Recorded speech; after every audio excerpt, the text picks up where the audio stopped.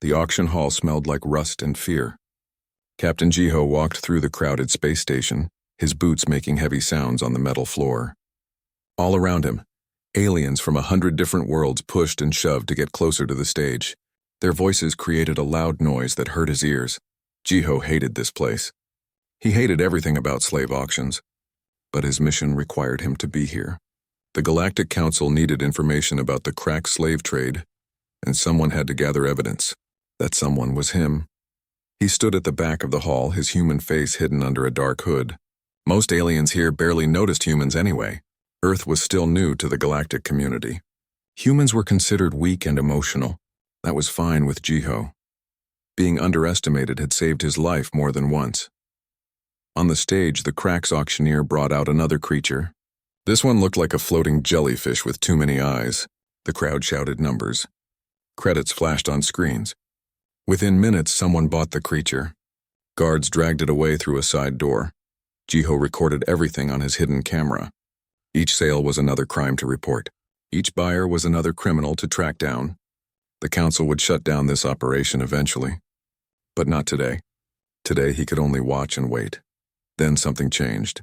The auctioneer, a large Cracks with green scales and yellow eyes, laughed into his microphone. His voice boomed across the hall. Next item. Very special, very rare. A dragon and her spawn. The crowd went silent. Dragons were legendary creatures. Most aliens thought they were extinct. Jiho felt his heart beat faster. He pushed through the crowd to see better. Guards dragged a large cage onto the stage. Inside was a dragon. She was beautiful and terrible at the same time. Her scales were deep blue like the ocean. Her wings were torn and dirty. Chains wrapped around her legs and neck. She could barely move, but her eyes were bright and fierce. Even trapped and starving, she looked proud. Behind her in a smaller cage, 5 baby dragons huddled together. They were so small. Their scales had not fully formed yet. Patches of soft skin showed through. One baby, the smallest, had silver scales that caught the light. It looked at Jiho with big frightened eyes. The mother dragon saw her babies and made a sound. It was not quite a roar. It was more like a cry of pain. She pulled against her chains trying to reach them. "Quiet, beast!" The Cracks auctioneer hit the cage with a metal stick. The sound rang out like a bell. The dragon flinched but did not make another sound. Jiho felt anger rise in his chest. His hands formed fists at his sides. "The mother is useless," the auctioneer announced. "She will not fight. She will not work. But her babies, they can be trained. Separated young, they forget their mother. They become loyal pets or guard animals. Very valuable." The crowd murmured with interest. Several aliens raised their hands, ready to bid. "We will sell them separately," the auctioneer continued. "The babies go to the highest bidders. The mother, well, she goes to whoever wants her worthless hide." The crowd laughed. The sound was cruel and cold. Jiho watched the mother dragon's face. She understood. Maybe she could not speak the common language, but she understood. Her babies would be taken from her, sold to different buyers, scattered across the galaxy. She would never see them again. A single tear rolled down her scaled cheek. That tear changed everything for Jiho. His mission did not matter anymore. The council could wait. These creatures needed help now. He checked his account balance on his wrist device.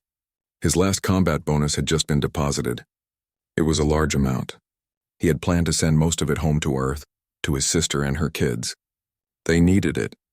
But looking at the dragon family, he knew what he had to do. Jiho pushed to the front of the crowd. Aliens stepped back, surprised to see a human here. "I bid on all of them," Jiho said loudly. His voice cut through the noise. The mother and all 5 babies, together. The auctioneer stared at him. "What, no human? That is not how this works. We sell them separately." "I know how it works," Jiho replied calmly. "But I am offering to buy all 6. Name your price for the complete set. It will be easier for you. 1 sale instead of 6. The Cracks' yellow eyes narrowed. He was thinking. "You want the useless mother too?" "All 6 together, not separated." The crowd whispered among themselves. Some laughed at the stupid human. Others looked annoyed that he was changing the process. The auctioneer calculated numbers on his screen. His face showed greed. If this fool wanted to overpay, why not take advantage? 60,000 credits. For all 6, it was a huge amount. More than Jiho had in his account. but he accessed his emergency fund. Military personnel had special accounts for crisis situations. This counted as a crisis, agreed, Jiho said. He transferred the credits immediately. The auctioneer's screen blinked as the payment arrived. His eyes went wide. The human had actually paid. Well, he said, sounding surprised. Sold to the human. Guards unlocked the cages. They pushed them toward Jiho on a floating platform. The mother dragon watched him approach. Her eyes were full of confusion and suspicion. She did not understand why this strange, small creature had bought her and her children. Jiho looked directly at her. He did not know if she could understand his words, but he hoped she could sense his meaning. You are safe now, he said quietly. All of you. I promise, the dragon tilted her head. For just a moment, the fierceness in her eyes softened into something else. Hope, maybe, or at least the possibility of hope. Jiho arranged for transport back to his ship. As he guided the cages through the station corridors, other beings stared at him. Some called him a fool. Others made cruel jokes about humans and their soft hearts.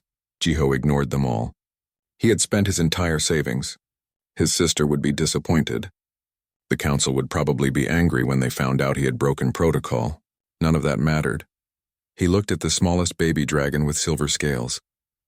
It pressed its face against the cage bars, watching him with curious eyes. It chirped softly, a sound like wind chimes. Jiho smiled. Let's go home, he said. Behind him, the mother dragon made a sound. Not a roar or a cry this time. Something different. Something that almost sounded like gratitude. The cargo bay of Jiho's ship was quiet except for the soft hum of engines. He had cleared out most of the equipment and supplies to make room for his new passengers. The cages sat in the middle of the empty space, still locked. Jiho approached slowly. He did not want to scare them. I am going to open the cages now, he said in a calm voice. You can come out when you are ready. The mother dragon watched him with sharp eyes. She did not move. Her body was tense, ready to fight or protect her babies at any moment. Jiho keyed in the release code. The cage doors swung open with a soft click. Then he stepped back, way back. He sat down on the floor against the far wall, making himself look smaller and less threatening. Minutes passed. Nothing happened. Then one of the baby dragons poked its head out. This one had green scales with gold spots. It looked around nervously, then squeaked at its siblings. Slowly, carefully, all 5 babies crept out of their cage. They stayed close together in a small group. Their little heads turned this way and that, taking in their new surroundings. The smallest one, the silver one, stayed in the middle of the group where it was safest. The mother dragon finally moved. She crawled out of her cage, her chains scraping against the metal floor. She immediately positioned herself between Jiho and her babies. Her message was clear. He would have to go through her to get to them. I understand, Jiho said softly. You are a good mother. You protect your children. That is right. He reached into his pocket slowly. The dragon's eyes followed his hand. Her body tensed, but Jiho only pulled out a small device. It looked like a pen with a glowing tip. These collars around your necks, Jiho continued. They are bad. They hurt you. I want to remove them. Will you let me? The dragon did not respond. She probably did not understand his words. But when Jiho stood up and moved closer, she did not attack. She watched him with those fierce, intelligent eyes. Jiho approached the mother first. If she trusted him, maybe the babies would too. He raised the device to her collar. This will feel strange, but it will not hurt, he promised. He pressed the button. The device sent out a pulse that disrupted the collar's locking mechanism. The metal band around her neck sparked once, then fell away with a clatter. The dragon gasped. She shook her head back and forth like she was waking up from a long sleep. Her eyes went wide. Color seemed brighter. Sound seemed clearer. It was like a fog had been lifted from her mind. Then Jiho felt something. Not words exactly. More like feelings and images appearing in his thoughts. Confusion. Surprise. Question marks. You are telepathic, Jiho realized. The collar was blocking your abilities. The dragon tilted her head. More feelings flowed into Jiho's mind. This time he sensed caution mixed with curiosity. She was trying to understand what he was. Jiho pointed to himself. I am human. My name is Jiho. I will not hurt you or your babies. I promise. The dragon studied him for a long moment. Then she made a decision. She turned to her babies and made a soft clicking sound. The little ones looked at her, then at Jiho. They seemed unsure. The mother sent them telepathic reassurance. Jiho could feel it like warmth spreading through the room. She was telling them it was okay. This strange creature was safe. One by one, the baby dragons approached Jiho. He removed their collars carefully. Each time, the babies shook their heads and blinked like they were seeing the world for the first time. When Jiho removed the smallest one's collar, the silver baby chirped happily. Then it did something unexpected. It climbed up Jiho's arm and perched on his shoulder, nuzzling against his neck. Jiho froze. He barely dared to breathe. The little dragon was so light, so fragile. He could feel its tiny heartbeat against his skin. The mother dragon watched this carefully. She did not seem angry. Instead, she sent a feeling to Jiho that he interpreted as her name. Yuna. Her name was Yuna. Yuna. Jiho repeated out loud. It is beautiful. Yuna dipped her head slightly. Then she sent him images. Her babies needed names too. Over the next hour, Jiho learned about each baby. The green one with gold spots was brave and curious. Jiho named him Hyun. The dark blue one was calm and thoughtful. That was Dabin. The red-scaled one was strong and protective of the others. Jiho called him Minho. The purple one was fast and playful. She was Nari. And the smallest silver one still perched on Jiho's shoulder? That was Teo. Jiho set up a large space for them with soft blankets and cushions. He brought them food and water. He was not sure what dragons ate, so he offered many different things. Fresh meat, fish, fruits, vegetables. The dragons sniffed everything carefully. Yuna tried the meat first, testing it for poison. When she decided it was safe, she let her babies eat. They fell on the food like they had been starving. They probably had been. Jiho watched them eat, feeling a strange warmth in his chest. They were so small and vulnerable. How could anyone want to hurt them? As the days passed, the dragons began to explore the ship. Hyun found the engine room fascinating. He liked to watch the glowing power cores. Dabin discovered the medical bay and seemed interested in the equipment there. Minho tested his strength by pushing supply crates around. Nari raced through the corridors at incredible speed, and Tayo stayed with Jiho. Wherever Jiho went, the little silver dragon followed. When Jiho sat down, Teo curled up in his lap. When Jiho slept, Tayo slept on his chest. Yuna watched all of this with quiet approval. She sent Jiho feelings of gratitude. He had saved her babies. He had given them safety and kindness. She would not forget this. Jiho's crew members came to visit the cargo bay. Lieutenant Bora, his chief engineer, fell in love with the dragons immediately. She started designing special harnesses and safety equipment for them. If they are going to live on this ship, they need proper gear, she declared. Private Doyen was more nervous. Sir, are you sure about this? Dragons are dangerous creatures. So are humans, Jiho replied. When we need to be. The crew slowly accepted the dragons as part of the team. They brought treats and toys. They learned to recognize each baby by their coloring and personality. They even started learning Yuna's telepathic signals. One evening, Jiho sat in the cargo bay reading reports on his datapad. Teo was asleep in his lap as usual. The other babies were playing a game that involved chasing each other's tails. Yuna rested nearby, watching her children with contentment. Suddenly, Yuna sent Jiho a clear telepathic message. It was not just feelings this time. It was actual words, translated through their growing mental connection. Thank you, Jiho, you saved us. We are family now. Jiho looked at her in surprise. Yuna's eyes were warm and peaceful. She had chosen to trust him completely. She had chosen to make him part of her family. Jiho felt tears prick his eyes. He had not realized how lonely he had been. Years of military service, always moving from place to place, never staying anywhere long enough to build real connections. He had forgotten what it felt like to belong somewhere. Yes, he whispered back. Not sure if she could hear his thoughts the way he heard hers. We are family. Tayo stirred in his lap and made a sleepy chirping sound. The little dragon opened one eye to look at Jiho, then closed it again and snuggled closer. In that moment, Jiho knew his life had changed forever. He had not just saved 6 dragons. In a way, they had saved him too. The alarm blared through the ship like a scream. Red emergency lights flashed in the corridors. Jiho jumped from his bunk and grabbed his weapon. His combat training took over immediately. Captain, we have incoming ships. Bora's voice crackled over the communication system. 3 vessels. They are not friendly. Jiho ran to the bridge. Behind him, he could hear the dragons stirring in the cargo bay. They sensed danger. "Get us ready for defense," he ordered his crew. "And someone check on our passengers." Through the main view screen, Jiho saw the approaching ships. They were ugly, mismatched vessels held together with patches and stolen parts. Pirates. The galaxy was full of them. They hunted down small ships like his, looking for easy targets to rob. "They are hailing us," Doyen reported from the communications station. "Ignore it," Jiho said. "Power up weapons. Prepare for—" The first blast hit their shields before he could finish. The ship rocked violently. Alarms got louder. More red lights flashed. "They are not asking nicely," Bora muttered, her hands flying over her control panel. "Shields at 70%. I can maybe hold them off for a few minutes." Jiho opened the ship-wide channel. "All personnel, battle stations. This is not a drill." In the cargo bay, Yuna gathered her babies together. She sent them strong telepathic commands to stay hidden, to stay safe. The babies huddled behind a large equipment crate, their eyes wide with fear, all except Tayo. The little silver dragon looked at the door leading to the bridge. He could feel Jiho's presence there. He could sense Jiho's determination and courage. And underneath that, worry. Jiho was worried about them. Another blast hit the ship.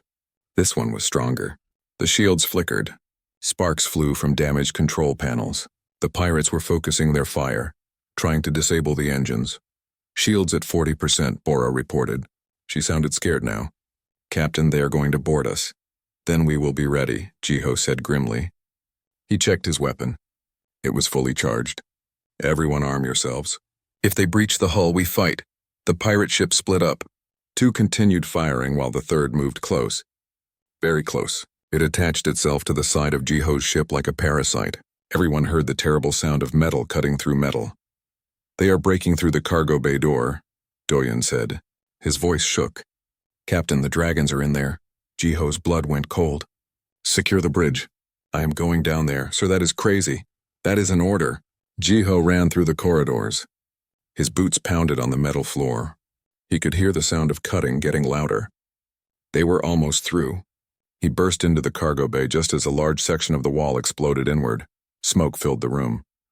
Through the hole in the wall, pirates started climbing inside. They were cracks, the same species that had run the auction. They wore armor made from scrap metal. They carried weapons that looked old but deadly. The lead pirate was huge. Scars covered his green scales. His yellow eyes found Jiho immediately.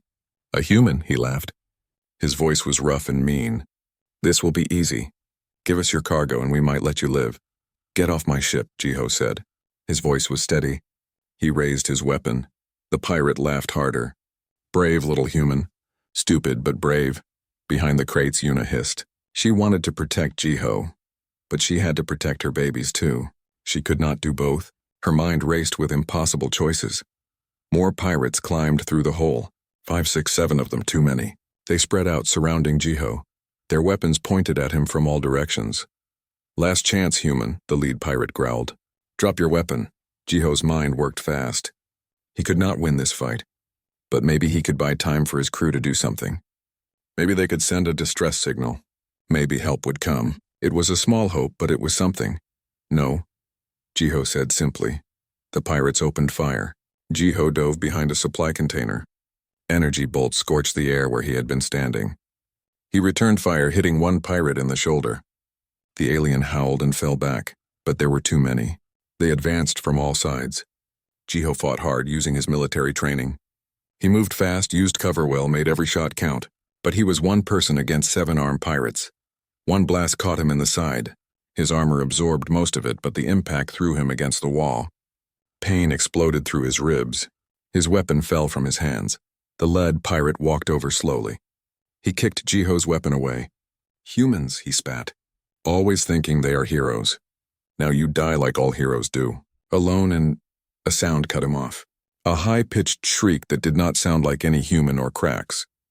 Everyone turned. Tayo stood in the open space between the crates. The little silver dragon was so small compared to the huge pirates, but he was not hiding anymore. His scales seemed to glow in the emergency lights. His eyes burned with anger. "Tayo, no!" Jiho tried to shout, but his injured ribs made it hard to breathe. "Hide!" the pirates laughed. "A baby dragon? Is that your secret weapon, human?" The lead pirate raised his weapon toward Tayo.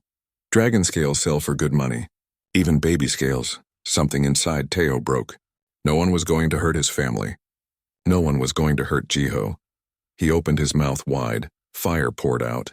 Not the small sparks that baby dragons usually made. Not the tiny flames used for practice.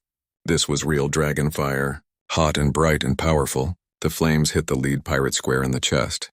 His armor melted. He screamed and fell backward, rolling on the ground trying to put out the fire. The other pirates stared in shock. Baby dragons were not supposed to breathe real fire. Not for years. What was this? Teo did not stop. He turned his flames on the next pirate, then the next. They ran for the hole in the wall, scrambling over each other to escape. Within seconds, all the pirates still able to move had fled back to their ship. The attached pirate vessel detached with a clang. Through the hole, Jiho could see it pull away and retreat. The other two ships followed. They had expected an easy target. They had not expected a dragon. Teo's flames stopped. The little dragon swayed on his feet. Breathing fire took enormous energy, especially for one so young. He had used everything he had. His legs buckled. He started to fall. Jiho crawled forward, ignoring his pain. He caught Teo before the baby hit the floor. The little dragon felt hot to the touch. His scales were warm from the fire inside him. His eyes started to close. No, stay with me, Jiho said urgently. He held Teo close to his chest. You did so well. You saved us all. Just stay awake.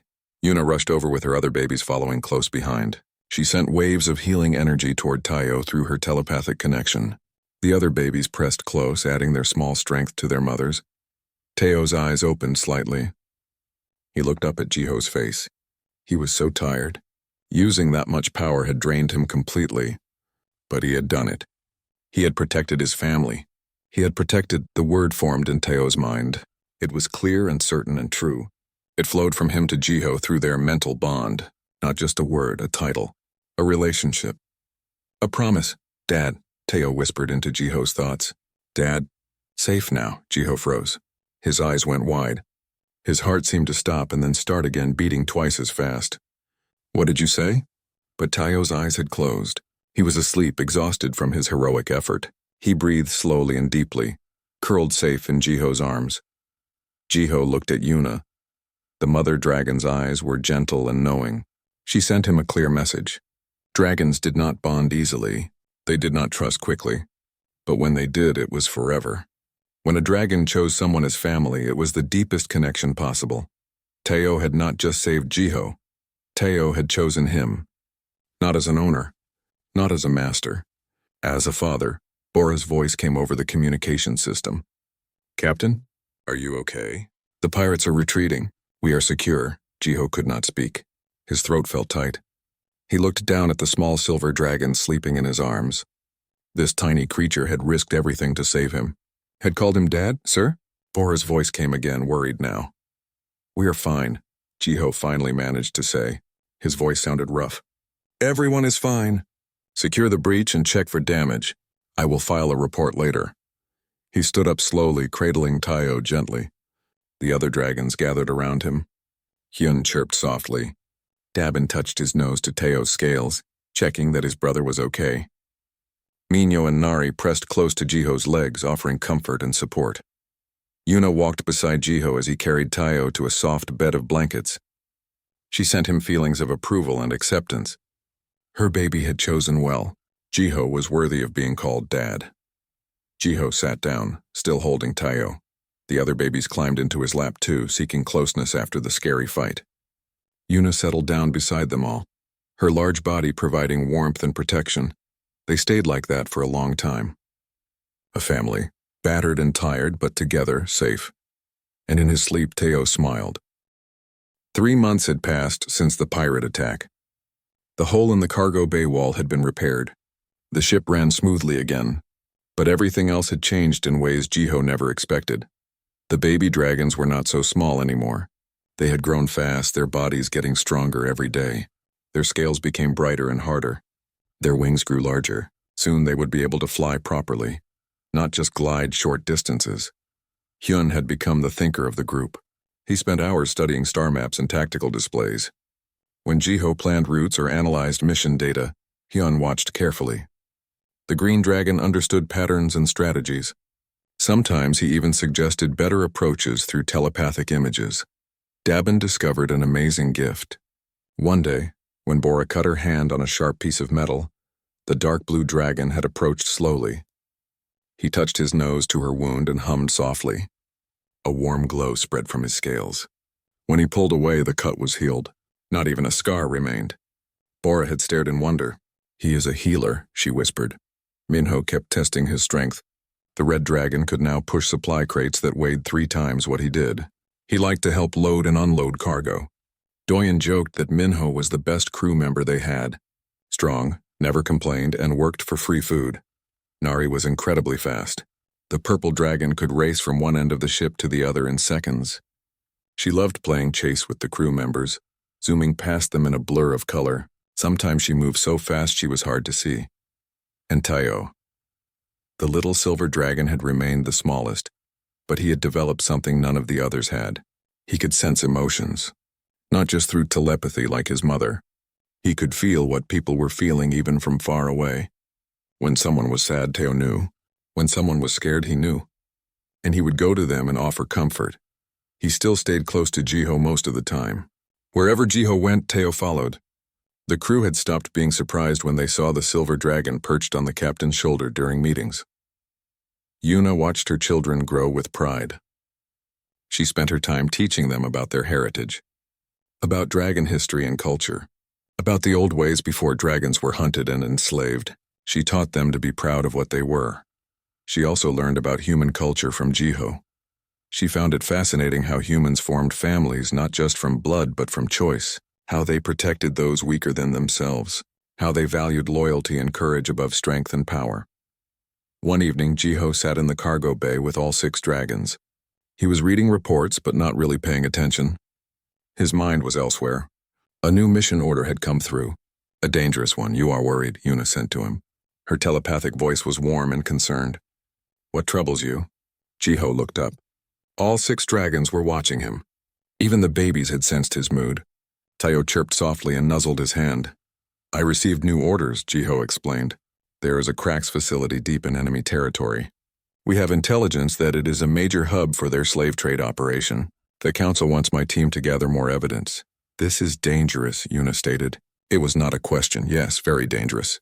"We will have to go in quietly. Avoid detection. If we are discovered," he did not finish the sentence. They all knew what happened to people caught spying on the cracks. Hyun sent an image, the star maps he had been studying. The cracks territory. Possible routes in and out. He had already been analyzing the mission in his mind.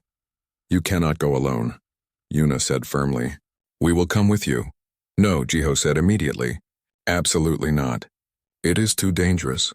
You and the babies will stay here where it is safe." Yuna stood up to her full height. She was much larger now, having regained her strength. Her blue scales gleamed in the light. Her eyes flashed with determination. "We are family, Jiho. Families protect each other. You protected us. Now we protect you." "Yuna, the babies are not babies anymore," she interrupted. "Look at them. They are strong. They have gifts. They can help." Jiho looked at each dragon in turn. Hyun with his strategic mind, Dabin with his healing powers, Mino with his incredible strength, Nari with her speed, Tayo with his emotional sense, and Yuna herself, fierce and powerful. They were right. They were not helpless anymore. But the thought of putting them in danger made his chest feel tight. "I cannot risk losing you," he said quietly. "Any of you," Tayo climbed into his lap. The silver dragon looked up at him with those big, intelligent eyes. He sent a simple feeling. Love, trust, determination. They were family. Family stayed together. "We already decided," Yuna said gently. "You can say no, but we will follow you anyway. Better that we plan together." Jiho knew when he was beaten. He had fought cracks pirates and survived. He had faced down criminals and traitors. But he could not win an argument against 6 stubborn dragons. "Fine," he sighed. "But we train first, hard. If you are coming, you need to be ready." The next 2 weeks were intense. Bora designed special equipment for each dragon. Lightweight armor that would not slow them down, but would protect vital areas. Communication devices that worked with their telepathy. Emergency beacons in case they got separated. "If they are going to be part of the team, they need proper gear," Bora said. She had become very attached to the dragons, especially Dabin, who often helped her when she got injured working on equipment. Jiho trained them in tactics, hand signals, formation movements, how to stay hidden, how to fight if necessary. The dragons learned fast. They had natural advantages that humans did not. Better senses, flight capability, natural weapons in their claws and fire breath. Hyun proved to be an excellent strategist. He suggested formations and approaches that Jiho had not considered. The green dragon thought differently than humans, seeing possibilities they missed.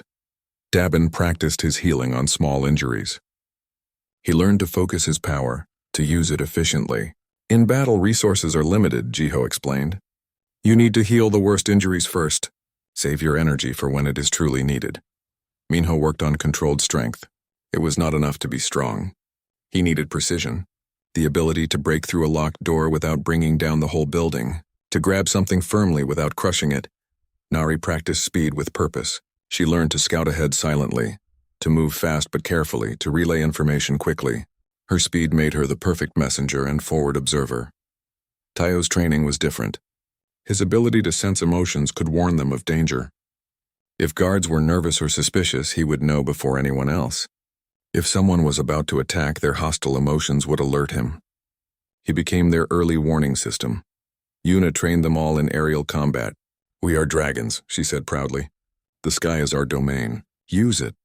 She taught them to fight while flying, to use the third dimension that most ground-based enemies forgot about. The crew watched the training sessions with awe. Your dragons are incredible, Doyen said one day. He was no longer afraid of them. Instead, he had become friends with Nari, who loved racing him through the corridors. They are not my dragons, Jiho corrected gently. They are my family. A few days before the mission, Jiho received a call from his sister on Earth. Her face appeared on the screen, smiling and tired. Behind her, his niece and nephew were playing. Jiho, it has been too long, she said happily. Then her face became concerned. Are you okay? You look worried. I am fine, he lied. Just busy with work.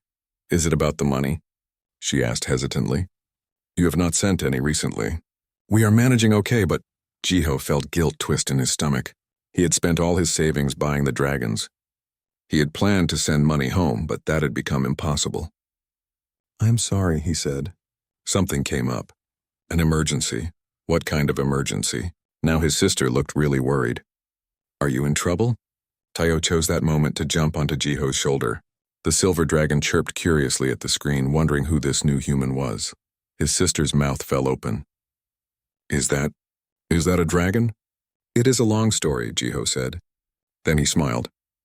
But yes, this is Tayo, and he has 5 siblings and a mother. They live with me now. He explained everything. The auction, the rescue, the pirate attack, the word dad that had changed everything. His sister listened to it all, her expression changing from shock to surprise to understanding. So you spent all your money saving them, she said finally. And now they are your family. Yes, Jiho said simply. I know you needed that money. I am sorry. Do not be sorry, his sister interrupted. She was crying a little, but smiling too. You did the right thing. You saved them. That is what our family does. We help those who need it. She wiped her eyes. We will manage here. You take care of your new family there. Thank you, Jiho whispered. He had not realized how much he needed her approval. Just promise me you will be careful, she said, and send pictures. I want to see these dragons of yours. After the call ended, Jiho sat quietly. Tayo nuzzled his cheek, sensing his emotions. Love, gratitude, and determination. They had a dangerous mission ahead. But they would face it together. As a family, Yuna appeared in the doorway. She had been listening. Your human family is proud of you, she sent. As am I. You have the heart of a dragon, Jiho. Fierce and loyal and brave. I'm just doing what is right, Jiho said. That is what makes you a hero, Yuna replied. Heroes do not think about glory or reward. They simply do what must be done. The next morning, they departed. The Cracks facility looked like a fortress. Dark metal walls rose high into the alien sky. Guard towers stood at every corner, their searchlights sweeping the ground below. Energy barriers shimmered around the perimeter. This was not just a slave auction house. This was the main hub, the heart of the crack slave trade operation. Jiho studied the building through his scanner from their hidden position in the rocky hills nearby. His team was spread out around him. Bora checked her equipment. Doyen monitored communication channels, and the dragons waited silently, their scales blending with the shadows. Security is heavy, Bora whispered. 20 guards on the walls. More inside, probably, and those barriers will detect any ship trying to land. We do not need a ship, Yuna sent telepathically to the whole team. We have wings. Hyun projected his tactical plan into everyone's minds. A three-dimensional map showing their approach. He had found weak points in the patrol patterns, times when guards changed shifts, windows of opportunity. Jiho studied the plan. It was good. Better than anything he had come up with. We move in 3 groups, he decided. Yuna and Minho create a distraction at the main gate. That draws the guards away from the side entrance. Nari and Dabin get inside through the ventilation system, find the prisoners and get them ready to move. Hyun, Taeo, and I go in through the side. We need to reach the command center and download their records. Everyone nodded. They had trained for this. They were ready, remember, Jiho added. Our primary mission is information, but if we can free the prisoners while we are here, we do it. No one gets left behind. Taeo pressed against Jiho's leg. The silver dragon was scared but determined. He could sense everyone's emotions. Fear mixed with courage. Worry mixed with resolve. They were all scared, but they would do this anyway. That was what made them brave. Time to move, Jiho said. Yuna and Minho flew low and fast toward the main gate. The massive red dragon and his mother descended from the darkness like avenging angels. Minho crashed into the barrier with all his strength. Sparks flew. Alarms blared. Guards came running from all directions. Yuna breathed fire at the gate itself, melting the metal. The guards opened fire. Energy bolts lit up the night. But Yuna and Minho were too fast, too agile. They dodged and weaved, always moving, never staying still long enough to be an easy target. Intruders at the main gate. The guard radios crackled with urgent messages. All units respond. We have dragons. Just as Hyun had predicted, guards from the side and rear positions rushed toward the commotion. The side entrance became lightly defended. Nari shot through the sky like a purple meteor. She found the ventilation shaft on the roof and squeezed inside. Dabin followed more slowly, being larger and more careful. They moved through the metal tunnels, following the map Hyun had shown them. Below, they could see through vents into large holding cells. Hundreds of prisoners, aliens from dozens of worlds, all cramped in cages, all waiting to be sold. Some were crying. Some had given up hope. Some still had fight in their eyes. Dabin's heart hurt looking at them. He understood now why Jiho had saved them, why he spent all his money. Because seeing someone in pain and doing nothing was worse than any danger. Meanwhile, Jiho, Hyun, and Taeo reached the side entrance. The door was locked with an electronic system. Jiho pulled out his hacking device. His fingers moved quickly over the keys. Numbers scrolled across the screen. Almost there. Almost, Taeo suddenly tensed. His scales stood up. He sensed hostile emotions. Close. Getting closer. Someone is coming. Jiho whispered urgently. A guard came around the corner. His eyes went wide when he saw the human and 2 dragons. He reached for his radio. Hyun moved faster. The green dragon breathed a small, precise jet of flame, not at the guard, but at his radio. The device melted before the guard could call for help. Then Hyun whipped his tail, striking the guard's legs. The cracks fell heavily. Before he could shout, Jiho had knocked him unconscious. Good work, Jiho breathed. The door clicked open. They slipped inside. The interior was dark and cold. Metal corridors stretched in every direction. Jiho activated his night vision. Hyun and Taeo did not need it. Their dragon eyes saw perfectly in the dark. They moved quickly and quietly through the facility. Twice they had to hide when guards passed. Once, Taeo's emotional sense warned them of an ambush before they walked into it. They took a different route. Finally, they reached the command center. Through the small window in the door, Jiho could see 3 Cracks technicians working at computer stations. They looked bored and lazy. They did not expect any trouble. On 3, Jiho whispered. 1, 2, 3, he burst through the door. The technicians jumped in surprise. Before they could react, Hyun was there, breathing fire above their heads. Not hitting them, just scaring them. The heat was intense. The message was clear. Cooperate or burn, hands up. Move away from the terminals. Jiho ordered. The technicians obeyed, their yellow eyes wide with fear. Jiho zip-tied their hands and feet, making sure they could not cause trouble. Then he sat at the main computer and started downloading files. Names, dates, locations, evidence of thousands of slaves sold over the years. Buyers, sellers, transactions, everything the council needed to shut down the entire operation. Download is at 40%, Jiho muttered. Come on, come on. Outside, the battle at the main gate was getting more intense. Yuna and Minho had been joined by Nari, who had finished her scouting. The three dragons worked together like a well-trained team. Nari's speed made her impossible to hit. Minho's strength let him tear through barriers and walls. Yuna's experience guided them, her telepathic commands keeping them coordinated. But more guards kept coming. The cracks were rallying. Heavy weapons were being brought out. Weapons designed to bring down large creatures, dragon-killing weapons. In the ventilation system, Dabin reached the holding cells. He could not open the cages from inside the ducts, but he could talk to the prisoners through telepathy. He sent them feelings of hope. Help was coming. They would be free soon. Hold on, the prisoners looked up in wonder. A dragon helping them. It seemed impossible, but they felt his sincerity, his kindness, and hope began to spread through the cells like fire. Download at 70%, Jiho said. His hands were sweating. Almost there. Then Teo growled. The little silver dragon scales flared with light. He sensed something terrible.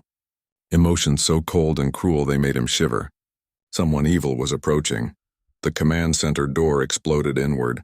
A massive crack strode through the smoke and debris. He was the largest of his species Jiho had ever seen. Scars covered his scales.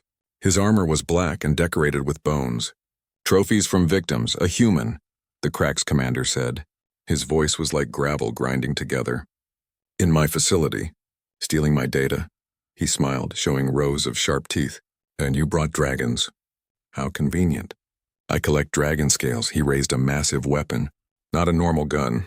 Something worse. The barrel glowed with sickly green light. Jiho dove for cover. The blast hit where he had been standing, melting the floor. Yun attacked from the side, claws extended. The commander swatted him away like an insect. Hyun crashed into the wall with a pained cry. Hyun, Jiho shouted. Teo felt Jiho's fear and pain. The little dragon felt Hyun's suffering. He felt the commander's cruel pleasure in hurting others. And something inside Teo snapped. Power surged through his small body, power he did not know he had. His scales blazed silver white so bright it hurt to look at him.